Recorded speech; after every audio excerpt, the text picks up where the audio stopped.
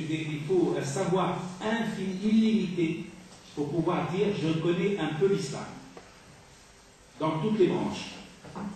Comment voulez-vous que, déjà limité dans ma culture à moi, aussi bien dans la croyance que dans l'histoire, je vais introduire un débat avec quelqu'un que la plupart du temps je ne vois pas, et quand je le vois comme un ennemi, je le vois comme un ennemi. Donc, vous voyez le débat comme il est biaisé. Donc il se passe que même les gens qui font du débat interreligieux, et pas œcuménique, c'est dans la même religion, et interreligieux, eh bien ceux-là, je peux leur donner crédit d'une sorte de xénophilie, de xénophilie religieuse, en quelque sorte. Ils ont quand même la grandeur d'âme d'accepter d'aller vers l'autre, malgré les suspicions, les onglons, tout ça, j'en concède le fait que, du point de vue de l'acte humain, c'est admirable, c'est irréprochable. Mais qu'est-ce que vous allez échanger? C'est tout le débat de tout ça. Je veux dire, on a toujours, je vois ici, depuis la première page à la dernière, l'un veut convertir l'autre. C'est de grands savants, c'est un émir et un grand théologien, un grand moine chrétien. Mais le moine chrétien veut convertir l'émir en disant mais tu as une fausse religion. Et l'autre veut convertir le moine en lui dit mais quand même une religion qui donne trois têtes à Dieu, c'est pas une religion. Et donc il y a un quiproquo permanent où l'un veut convertir l'autre à la véracité de sa propre religion. Donc ils ne vont même pas dans le but de dialoguer, ils vont dans le but de convertir. Et donc il y a toujours un sous-entendu qui est malheureusement regrettable et qui souvent fait foirer tous les débats. On l'a vu avec Jean-Paul II quand il a lancé 2-3 débats, ça n'a jamais concerné la population déjà, ça concerne toujours les professionnels de la religion qui vont là-bas parce qu'on y sert peut-être un buffet plus copieux que chez eux. C'est amusant parce que vous reprenez en fait les propos de Benoît XVI justement sur le dialogue interreligieux. Récemment, il nous a dit qu'il ne pouvait pas vraiment y avoir de dialogue théologique parce que c'était tellement différent déjà à la base des conceptions qu'on ne pouvait pas faire grand-chose et donc on pouvait avoir uniquement un dialogue culturel. Je ne sais pas ce que vous en pensez, Monsieur Brague. Je voudrais commencer par parler justement du discours de Ratisbonne. Je suis assez bien placé pour le comprendre parce que, en fait, Benoît XVI est un collègue. Je suis dans le civil professeur à l'université de Munich. Donc je sais un petit peu ce que c'est qu'un professeur et quelles sont les habitudes, si vous voulez, d'un professeur qui fait un exposé devant ses collègues. Ratzinger, puisque c'est son nom, a trouvé, comme ça, en feuilletant le livre de dialogue là, entre Emmanuel Comnène et puis cet émir persan chez lequel il était retenu comme otage, Ratzinger a trouvé une phrase admirable, parce que l'islam a la raison, l'islam est la raison, je vais la trouver admirable aussi, un Dieu sans raison, ça ne peut pas exister. La raison comme une mesure du divin, si vous voulez, ne garantit pas la formulation exacte. Qu'est-ce que fait un professeur quand il cite un passage et garde le contexte? Il cite le contexte pour qu'on comprenne bien ce que veut dire cette phrase, et il se trouve que c'est l'unique déclaration un petit peu polémique, à l'intérieur de l'unique déclaration un petit peu polémique de ce prince byzantin, et donc il cite le contexte, il s'en détache en disant qu'il s'exprime avec une rigueur qui n'est plus la nôtre, schraff, c'est l'adjectif qu'il a employé, ça veut dire quand même fort de café, raide, donc pas supportable. Il cite comme ça, voilà, et puis il parle de toute autre chose. Ce discours ne parle pas de l'islam. Le problème, en fait, c'est les obsessions, pourrait-on dire, du pape, le relativisme, des choses comme ça. Alors la réaction, l'impact dans le monde musulman, je crois qu'il faut faire très attention. Je suis, en ce qui me concerne, particulièrement heureux de ce qui se passe dans le monde arabe en ce moment. Je ne pense pas être le seul de cet avis. Ce que je veux dire, c'est que avant ces manifestations qui ont réussi à foutre dehors une série de personnages peu sympathiques, eh bien, les manifestations, il n'y en avait pas. Il n'y en avait pas parce que la Brabant était là, enfin, la police secrète était là. Bon. Et s'il y avait des manifestations, c'est qu'on les laissait avoir lieu.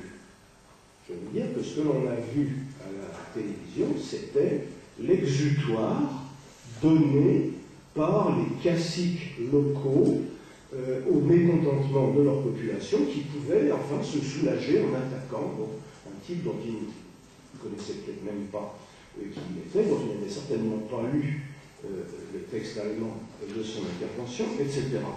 Alors j'ai l'impression que la rue arabe, si vous voulez, a été vraiment lâchée par les dictateurs locaux, un petit peu comme dans 1984, vous savez, la fameuse minute de haine, n'est-ce pas, où tout le monde devant le téléviseur peut exécrer, je ne sais pas comment il s'appelle, Goldstein, enfin, c'est plutôt de Trotsky, qui est appelé pour ce que Trotsky avait à Staline. Bon.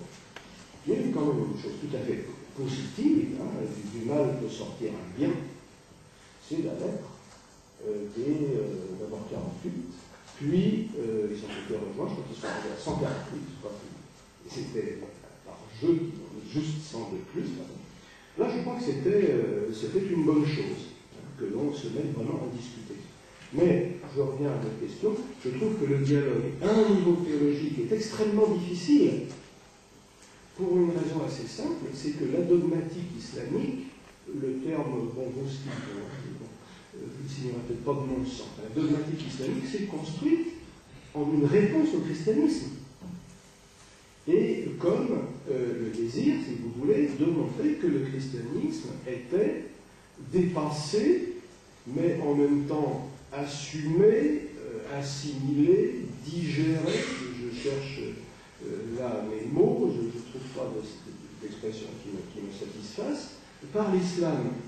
Ce qui fait que l'impression est souvent que ce sont des musulmans qui discutent avec des gens qui s'imaginent qu'ils sont des chrétiens ou qui s'imaginent qu'ils sont des juifs, alors que, du point de vue musulman, les véritables juifs et les véritables chrétiens, ce sont justement les musulmans, puisque les écritures juives et musulmanes ont été trafiquées.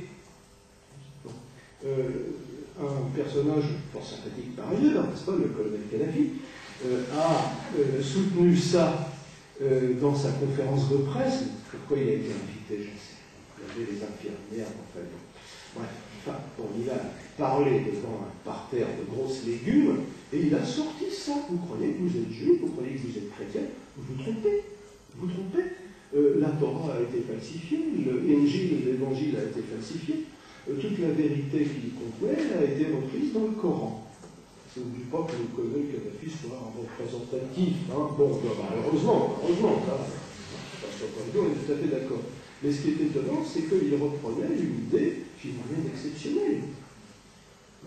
Alors, bon, moi je préfère, si vous voulez, je l'ai dit, ça m'a valu pas mal d'ennemis, je préfère que l'on parle de pétrole plutôt que d'Abraham. Hein, pour une formule grossière, si vous voulez, une formule médiatique, comme on pourra dire. Parce que bon, le pétrole, on sait ce que c'est. Abraham, on en a tous des représentations tout à fait différentes. Alors, commençons peut-être, je ne dis pas qu'il faut rester là, enfin, commençons peut-être par essayer de parler de l'urbanisme dans les banlieues, de parler de l'industrie du pétrole, de parler de ceci et de cela, de la manière de se débarrasser des clowns sanguinaires qui restent au pouvoir là-bas, etc., etc. On verra après. Alors, juste, il reste à peu près 20 minutes, un petit peu plus si les appariateurs ne viennent pas nous embêter tout de suite. Résultat, on peut passer maintenant aux questions si vous en avez. J'imagine qu'il y en a. Oui, peut-être la main en bleu là. Ce qu'on va faire, c'est qu'on va prendre toutes les questions et ensuite les intervenants y répondront. C'est compliqué. Non, mais je voudrais, excusez-moi monsieur et tous ceux qui perdent la patience de poser des questions, mais c'est un signe de bonne santé pour l'assistance et non pour les intervenants. Sur un point comme M. Braque, j'ai trouvé que vous étiez pour le moins pas précis. Je ne vais pas vous mettre au fer, évidemment, comme tout à l'heure vous avez essayé de mettre au clair sur l'université, sur la question de la dogmatique. Vous dites il n'y a de dogmatique musulmane que dans la mesure où c'est une sorte de falsification, une sorte de récipient un peu de la dogmatique juive et chrétienne et transformée. Non, qu'elle s'est faite avec. Oui. Qu'elle s'est faite par opposition, par contraste. Il fallait que l'islam se fasse une place. Il y a deux religions sur le marché. Vous ne pouvez pas empêcher l'islam, d'avoir sa dogmatique, d'avoir sa théologie. Moi, j'ai entendu encore des hérésies comme les musulmans n'ont pas de théologie. Ils sont dans la foi sans GPS. Ils sont dans la foi, dans le domaine de la foi sans GPS. Et vous dites que l'islam s'est fait contre le judaïsme et contre le christianisme. Et pour cause, il est venu 7 siècles avant le christianisme. D'abord, je trouve qu'il y a une grandeur. Après le christianisme, qu'est-ce que j'ai dit avant le christianisme? C'était pas pour vous zapper, franchement c'est un lapsus. C'était pas pour zapper les chrétiens, bien au contraire. Je trouve qu'au contraire, c'est ce que j'allais dire, peut-être j'étais préoccupé par l'idée que j'allais formuler. Quand je dis qu'il y a quand même une grandeur particulière pour le troisième monothéisme, la troisième religion monothéiste, non seulement de reconnaître les religions précédentes, parce qu'une autre religion aurait pu dire je suis la seule religion monothéiste et les autres n'avaient aucune valeur. Est-ce que quelqu'un est capable ici d'entendre cette au moins dimension de l'islam qui reconnaît et qui inscrit dans sa charte l'existence et l'antériorité du judaïsme et du christianisme et tous les prophètes qui ont fait ces deux religions? Et c'est dans la charte, c'est dans le Coran. Moi je trouve qu'il y a une grandeur particulière du troisième monothéiste qui, loin de vouloir se faire la place sur le dos des autres, les valorise et les grandit. Et donc la dogmatique musulmane, désolé, trouvez-moi un seul aspect de la dogmatique musulmane qui tire la couverture à lui au détriment d'un élément de la Torah ou de l'évangile ou de la Bible juive. Précisément dans le Coran, en sourate 9, verset 5, on parle des associateurs. Oui. Et on dit d'ailleurs ça ne concerne pas les juifs, ça ne concerne pas les chrétiens. Alors qu'est-ce que ça concerne? Ça concerne les 100 religions, tous ceux qui, précisément les polythéistes, ceux qui associent à Dieu un autre Dieu. Ça ne correspond pas du tout à l'identité du juif et du chrétien, à ce que je sache. Donc ça concerne tous ceux qui sont polythéistes, contre lesquels l'islam est venu précisément pour redresser la situation.